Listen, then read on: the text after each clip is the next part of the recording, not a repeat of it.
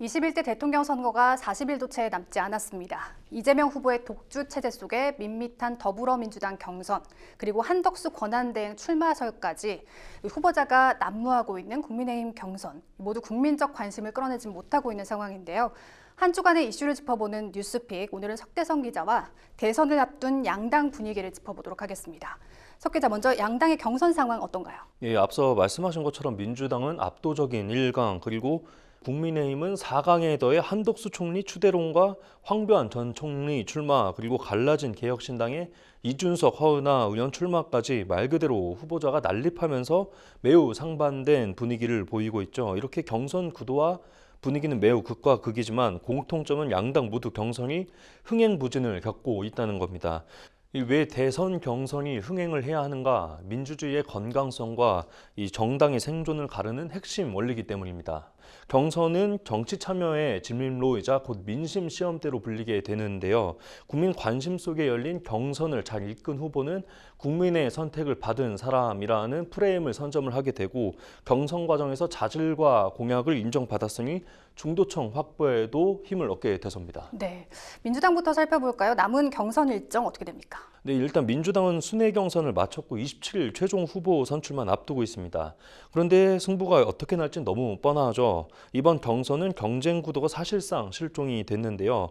이렇게 결과가 너무 일방적이면 오히려 정치 혐오와 무관심을 야기하고 양극화도 심화하게 됩니다. 네, 국민의힘은 어떻습니까? 후보가 많으니까 오히려 흥행으로 이어질 수도 있지 않을까요? 국민의힘은 이 민주당 대선 후보가 선출된 이틀 후에 최종 경선 후보 2인을 가리게 되는데요.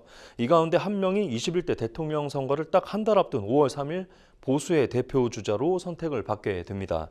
한덕수 총리라는 변수가 여전히 남아있고 개혁신당 같은 제3지대를 흡수하는 것도 본선 전까지의 과제로 꼽히고 있습니다.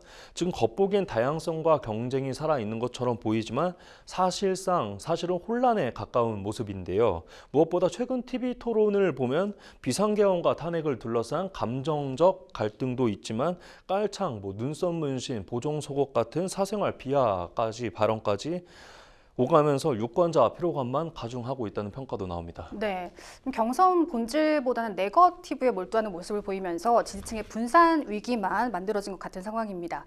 이 4분 5열 분위기 속에서 국민적 반감만 부르는 거 아닐까 싶은데요. 네, 지금 국민의힘 경선을 보면 이게 정책 검증의 장이라기보다는 생존 경쟁의 장에 가깝다는 얘기도 나오고 있는데요. 특히 2차 경선은 윤석열 전 대통령 탄핵에 찬성했던 2명과 반대했던 2명 구도로 치르고 있죠.